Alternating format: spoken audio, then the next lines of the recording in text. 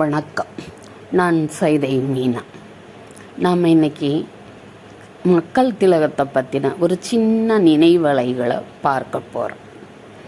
எம்ஜிஆர் பொதுவாக சொல்லுவாங்க, கொடிது கொடிது இளமையில் வறுமை கொடிது. இதை நல்லா அனுபவித்தவர் எம்ஜிஆர். இளம் வயதில் வறுமையை ரொம்பவே அனுபவித்தவர். இதன் காரணமாகவே படிப்பை துறந்து நாடகத்துறைக்கு வந்து அதில் சின்ன சின்ன வேடங்களில் நடித்து பல வருடங்களுக்கு பிறகு சினிமாவுக்கு வர்றாரு. அதுக்கு முன்னாடியே அவருடைய அண்ணன் சினிமாவுக்கு வந்துடுறார். 1936 சரி லீலாவதி அப்படிங்கிற ஒரு திரைப்படத்தில் ஓரிரண்டு காட்சிகளில் போகக்கூடிய ஒரு இன்ஸ்பெக்டர் வேடம் எம்ஜிஆருக்கு. அந்த படம் தான் அவர் முதலாக சினிமாவில் அடியெடுத்து வச்ச படம். அது வரைக்கும் அவர் நாடகத்துறையில் தான் இருந்திருக்கார். சதி லீலாவதி படத்தில் ஒரு காட்சியில் சைக்கிள் ஓட்ட தெரியாமல் அதில் பேலன்ஸ் தவறி கீழே விழுந்து இயக்குனருடைய கோபத்துக்கு ஆளான அவமானப்பட்ட சம்பவங்கள்லாம் எம்ஜிஆர் வாழ்க்கையில் நிறைய உண்டு. அதன் பிறகு 1944 அதில் ஹரிச்சந்திரான்னு ஒரு படம் அந்த வருடம் தயாரானது. அந்த படத்தில் ராஜ விஸ்வாசம் மிக்கவராக அரசனுடைய நம்பிக்கைக்கு பாத்திரமான ஒரு மந்திரியாக அவர் நடிச்சிருப்பார். எனக்கு இந்த விஷயம் தெரியாது. நான் சின்ன வயசுலேயே, அதாவது இந்த ஹரிச்சந்திரா படம் பார்க்கறதுக்கு முன்னாடி நிறைய படங்கள், எம்ஜிஆருடைய படங்கள் பார்த்துருக்குறேன். 44 தயாரான இந்த படத்தை நான் 70களில் பார்த்தேன். 70களில் பார்க்கும்போது இவரோட முகத்தை பார்த்த உடனே எம்ஜிஆர் அப்படின்னு நான் கத்துனதை கேட்டு தியேட்டரில் இருந்தவங்க திரும்பி பார்த்த சம்பவம்லாம் நடந்தது. அந்த மாதிரி ஒரு அபிமானம் எல்லாருக்குமே எம்ஜிஆர் மேலே இருந்தது. ஹரிச்சந்திர மகாராஜா தன்னுடைய நாடு நகரத்தை எல்லாம் துறந்து மனைவி மகனோடு காட்டுக்கு செல்வது மாதிரியான ஒரு காட்சி. அதில் விசுவாசமான மந்திரியாக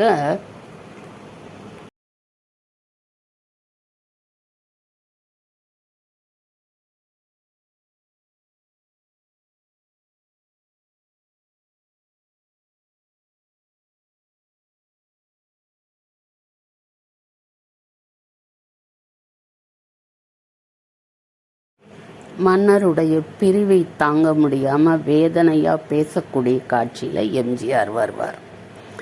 இது நிறைய பேருக்கு அந்த படத்தில் எம்ஜிஆர் நடிச்சிருக்காருங்கிறதே தெரியாது, எனக்கு தெரியாது. ஏன்னா இது 1944 வந்த படம். அதுக்கப்புறம் பார்த்திங்கன்னா 46 ஸ்ரீமுருகன் அப்படின்னு ஒரு படம். ஜூபிட்டர் பிக்சர்ஸ்னு பழைய படம் பார்த்தவங்களுக்கு தெரிஞ்சிருக்கும்.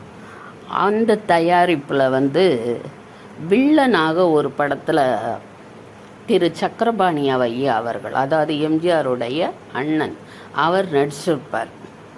அவரை அடிக்கடி பார்க்க போவாராம் எம்ஜிஆர்.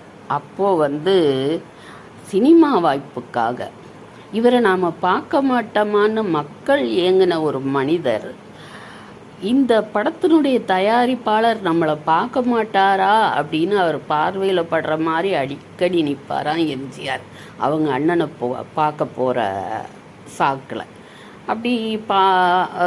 அப்படி இருக்கும்போது தான் இயக்குனர் பார்த்துட்டு, இது யார் புதுசாக இருக்கே அப்படின்னு சொல்லிட்டு, அதுக்கப்புறம் ஸ்ரீமுருகன்கிற படத்தில் சிவனாக நடிக்கிறதுக்கு ஒரு நடிகரை தேடும்போது இவரை பிடிச்சு போய் ஞாபகம் எம்ஜிஆரை வரவழைச்சு அதில் சிவனாக நடிக்க வச்சுருப்பாங்க.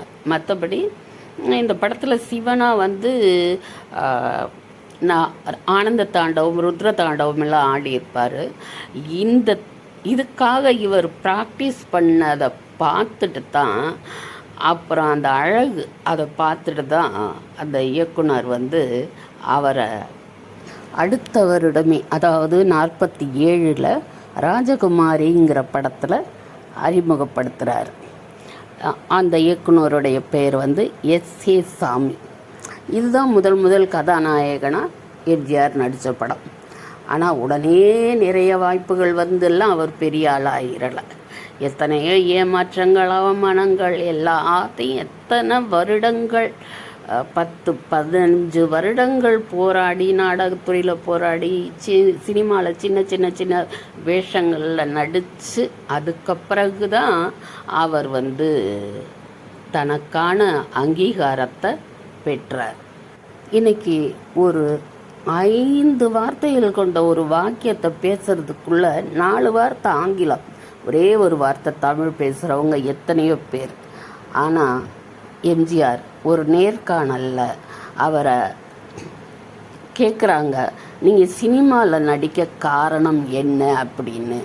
அதுக்கு அவரோட பதில் பார்த்திங்கன்னா, படத்தில் நடித்தா வருவாய் கூட வரும், புகழும் கிடைக்கும், அதனால வந்தேன் அப்படின்னு சொன்னது. அப்புறம் வீரதீர செயல்கள் செய்கிற மாதிரியான பாத்திரங்கள்லையே நடிக்கிறீங்களே, அதுக்கு காரணம் என்னன்னு கேட்டப்போ, அது படம் எடுக்கிற முதலாளிகளுடைய விருப்பம் அப்படின்னு அவர் சொன்னது. அவருடைய அந்த கம்பீர குரலில், குண்டடி படுறதுக்கு முன்னாடி குரலில் அந்த நேர்காணலை நான் காதால் கேட்டேன். இன்னைக்கு சினிமாவுக்கு வர்ற சிலர், ஒரு சிலரை தவிர மற்றவங்களாம் 1-2 படங்கள்லேயே போயிடுறாங்க. அதுக்கப்புறம் மனசு வெறுத்து தன் குடிக்கு அடிமையாகி இப்படி நிறைய நடக்குது. ஆனால் எம்ஜிஆர் இறந்து இத்தனை வருஷங்கள் ஆகுது, நம்ம இன்னமும் அவரை பற்றி பேசிகிட்டு இருக்கோம். காரணம், அதுக்கு அவர் தொழில் மீது வைத்திருந்த பக்தி, பொறுமை, நேர்மை, அதுக்கப்புறம் அரசியலுக்கு வந்ததுக்கு பிறகும் சரி, வர்றதுக்கு முன்னாடியும் சரி, மக்கள் மேலே வச்சிருந்த ஒரு அபிமானம், அதனால் அவர் மேலே மக்கள் வைத்திருந்த ஒரு அபாரமான அன்பு, இதெல்லாம் தான் காரணம். இன்னும் சிலர் ஒரு படி மேலே போய் அவங்க ஜெனரேஷன் காரணமாக எம்ஜிஆரை இதே தெய்வம், அன்பு தெய்வம் அப்படின்னு சொல்கிறதெல்லாம் போக, அவங்க வயசு வித்தியாசத்தை காரணமாக வச்சு அவங்கள பார்க்காதவங்க என்னுடைய தாத்தா அப்படின்னு சொல்கிறாங்க. வயசு கொஞ்சமாக இருக்கிறவங்க என்னுடைய அப்பா அப்படின்னு சொல்கிறாங்க. நிறைய பேருடைய எம்ஜிஆருடைய விஷயம் சம்பந்தப்பட்ட பதிவுகளில், கமெண்டுகளில் இப்படி நிறைய பேர் அப்பா, தாத்தா அப்படின்னு ஒரு படி மேலே போய் உறவாகவே அவரை நினைக்கிறத பார்க்கும்போது, அவருக்கு இணை அவர் தாங்க, வேறு யாரும் கிடையாது. இனிமே உருவாகி பல ஆண்டுகள் கடந்தால் தான் நம்ம யாரையும் சொல்ல முடியும், இல்லைங்களா? வருமா நாளைக்கு இது மட்டும் இல்லை, இன்னும் நிறைய விஷயங்கள், அவர் சம்பந்தப்பட்ட விஷயங்களை அடுத்தடுத்த பதிவுகளில் நம்ம பார்ப்போம். வாழ்க எம்ஜிஆர் புகழ். அவர் மாதிரி இல்லைனாலும் அவருடைய நிழல் அளவுக்காவது நாம் அவரை மாதிரி ஆக முயற்சி செய்வோம். நாளைக்கு இன்னொரு பதிவில் பார்க்கலாம். நன்றி, வணக்கம்.